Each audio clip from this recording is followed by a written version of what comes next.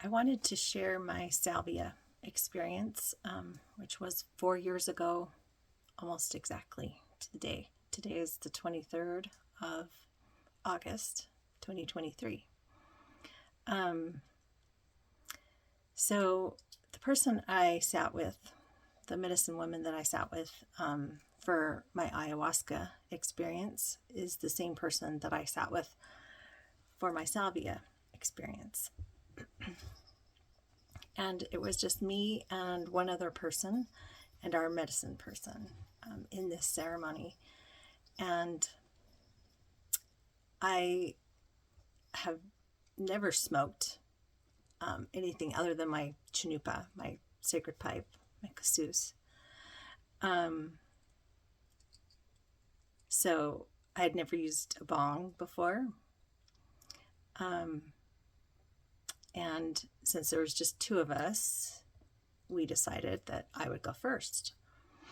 And so after opening the ceremony, the medicine person offered me the bong, and I smoked. And it was very interesting because I did immediately go somewhere. I was back at my childhood home, and it was very immediate. It just sent me there. But it was different. There was a sidewalk in front of my home, and growing up there was never a sidewalk in front of my home. So I'm standing on this sidewalk and I'm looking at my childhood house, and everything is in pixels and everything is a tannish color, just varying degrees of this tan. And I'm just standing there kind of in awe of this experience. Why am I here? And I couldn't, in that moment, I didn't remember taking anything. I was just there. And then just as quickly, it was gone. And I'm back in the room. And I know my medicine person's in front of me, and I can feel the presence of the other person that was with me.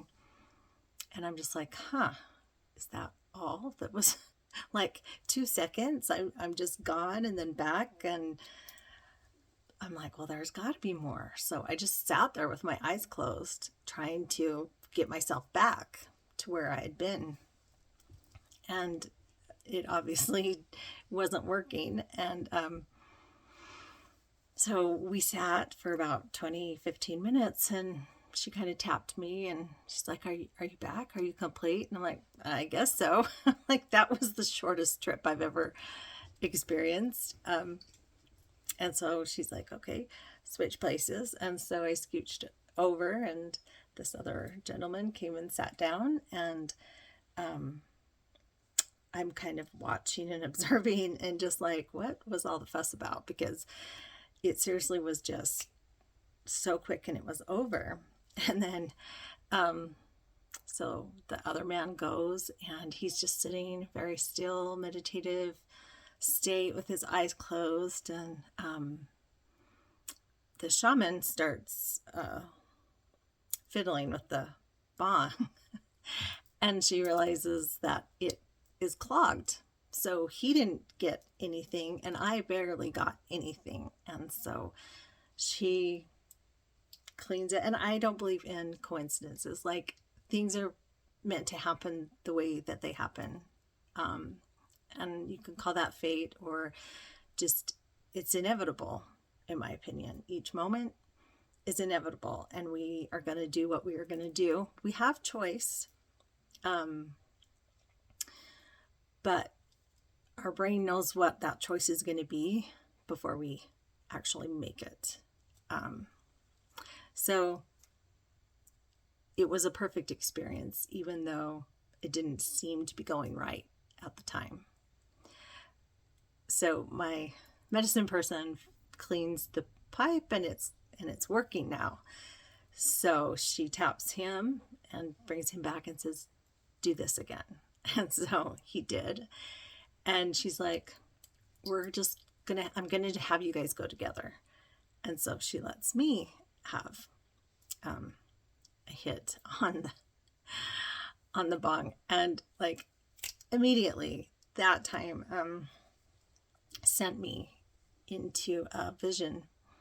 And again, it was immediate.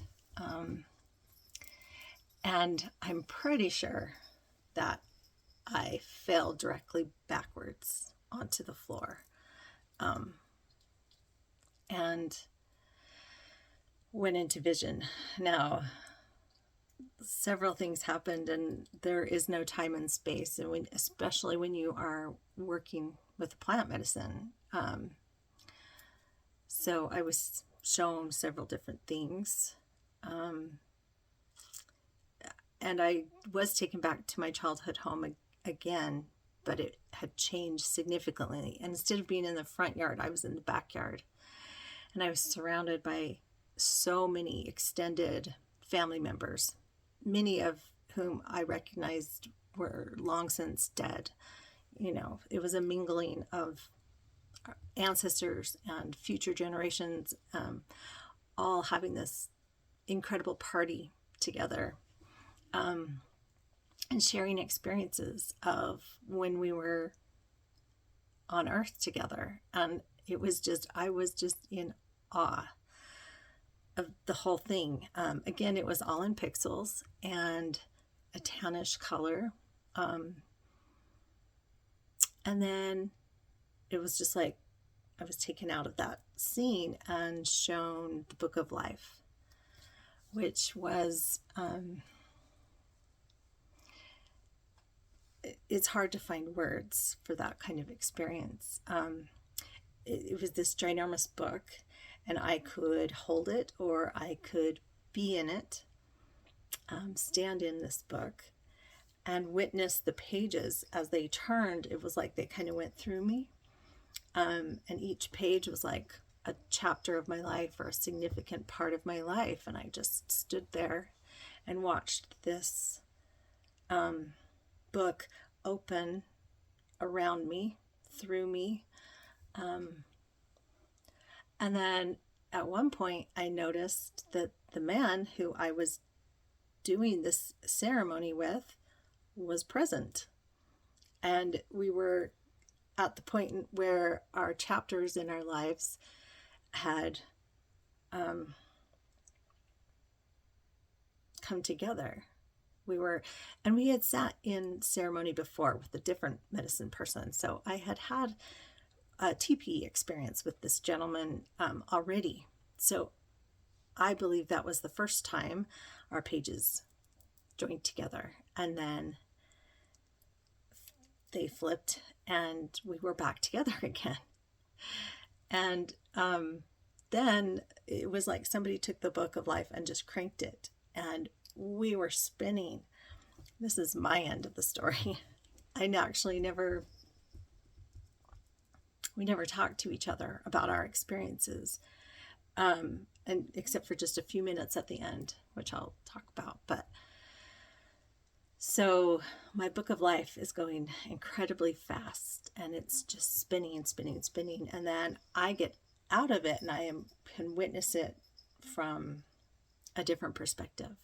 And this Book of Life, as it turns and spins, it creates the swastika, but it was rotating towards the left, the counterclockwise. It was turning in the feminine direction.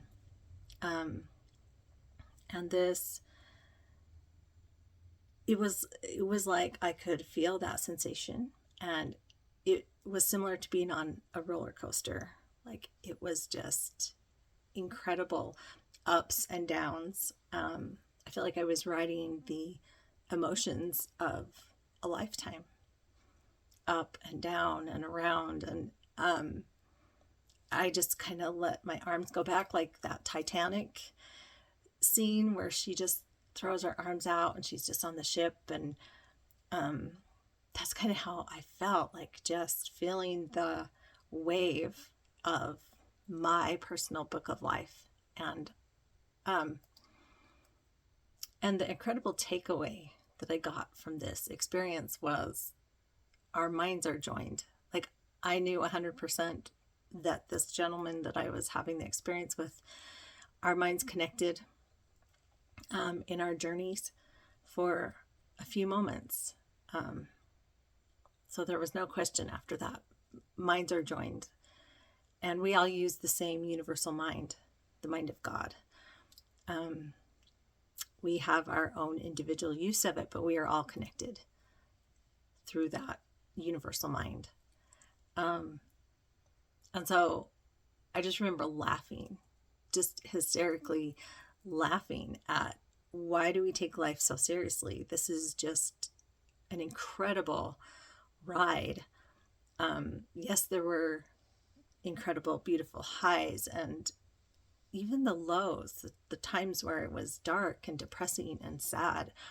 Like, stepping back from that perspective and looking back on it, it was all so beautiful and incredible. And I was so grateful to be having that experience, and to be allowed to be in a body, and it didn't matter the highs or the lows. It was just the experience. And that was the joy that I was feeling, the peace that I was feeling of just being in a body and taking this ride of life. So again, I was just laughing hysterically. And I remember hearing the shaman's voice start to call me back, like, it's time to come back. It's time to come back.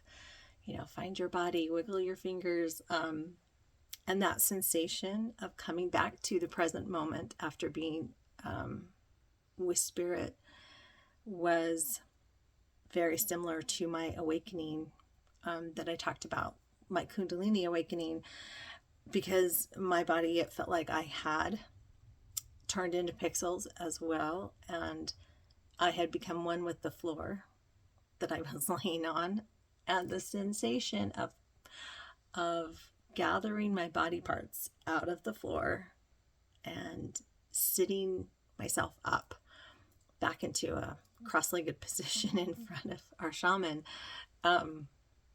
It was just such an incredible feeling. And then I looked at my partner, the person doing ceremony with me, and the expression on his face, I will never, ever forget. It was like, what the hell did we just go through? And I'm still laughing hysterically. Like, I could not stop laughing. And my shaman person, medicine person, is laughing. She's like, you laughed almost the entire time you were gone. And your body was laying on the floor just laughing. And his body was a little more freaked out than mine. And the look on his face, like we came out of it and we're looking at each other in our eyes, because we had just shared pieces of this experience together, which was so unexpected. And the medicine person is, would you guys like to go again? And my immediate response was, hell yes. Like, I would do that again in a heartbeat. The man was like, oh, hell no, I'm not doing that again. He was like, no. And so to me, that was just really interesting. We had similar parts where our journey joined, and the thrill and the rush of it and the beauty of it was like, sign me up. Like I would, and that's how I feel my spirit feels about life. Like, hell yes, I want to do that again. Put me back in a body. Let me do this, trip around the sun again. And he was coming out of it like this, like, no, don't. I'm not going there again. So it was just really interesting to have such opposites reaction to the experience. And then after that, I went and did a Ho'oponopono class with sound. It was a beautiful way to transition from the plant medicine into just a really spiritual place to start processing, integrating that experience.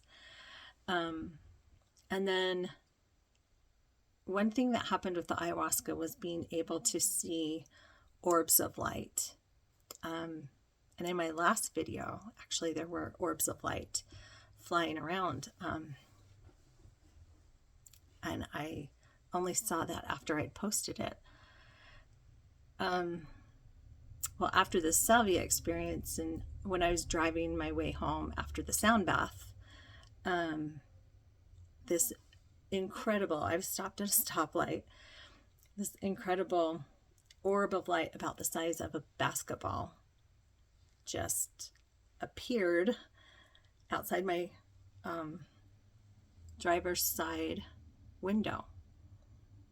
And I'm just watching in amazement. Like, I started looking around to see if it was a reflection of something, but it was like a basketball. Like, it was tangible. Like, I feel like I could have reached out my window and touched it, but I didn't roll my window down. I'm just looking at it, and it sparkled almost like a disco ball, and it had movement inside of this orb. And I'm just sitting there like praying the light never changes, because this is just such an incredible experience, staring at this orb of light. But then eventually the light did change, and it just was gone. And then I drove home that night contemplating everything that I had been through. When I got my tattoo is of a phoenix. This is just the wing, and it says Kuleana. It goes actually all the way down my back. But Kuleana, what that word meant for me was taking 100% responsibility for my life. And the phoenix is my spirit guide, who has sat with me on vision quests, has helped me at times in my own life when I felt like I have been burned to ashes, helped me find the strength to rise again. So after ayahuasca, it was very important for me to get that tattoo on my body with that word, Kuleana. And when I was getting that tattoo, I was in this moment of just extreme pain. And it was all I could do, like, to keep my shit together, because I'm 51, getting my first tattoo, and hadn't, taken anything or done anything to stop the pain. I was just experiencing it. And two little orbs of light came and landed on, I had my hands kind of like laying like this while she was working on my back. I had a massage table in front of me, and these little orbs of light came and landed on my thumb, which was very trippy. But it was just like when I had ayahuasca. During the day between the two breaks, I was laying on my mat, and the same thing happened. Little orb of light, one orb of light came and landed on my thumb, and then they divided, and I watched them multiply on my thumb. And so I'm getting this tattoo in a moment of extreme pain, thinking I can't take this anymore. What did I do? This was so stupid. The orb of light came and landed on my thumb and distracted me. And I was able to just watch those orbs of light. And then before I knew it, she was finished. It took about 4 or 5 hours for her to do the tattoo. So that was a long day. And it was just beautiful to see the orbs keep me company. So, and ever since then, I have been able to see orbs of light. They have come into my physical space or have been in the sky. And the last thing that I wanted to share was that book of life, had turned into this like a swastika signal and was spinning. And I can see that now so much. When I close my eyes, it'll be just spinning right there in my third eye, or sometimes with my eyes open. And if I look and it's kind of a dark space, I can see that spinning book of life, swastika sign that is very comforting to me. Reminds me of my experience. So yeah, salvia was an interesting, it just called to me, like most plant medicine has. Like, I don't really understand at the moment why, but there is a definite feeling in my heart that I know I don't have a choice about it. That when that medicine calls, I find a way to answer. And that's what Salvia had done. Salvia, and I haven't sat with it since. It was just that one time, that one experience to help me understand. All minds really are joined. All minds do use the one universal mind of God. And that when you open your third eye, it's not just about visions, but it's about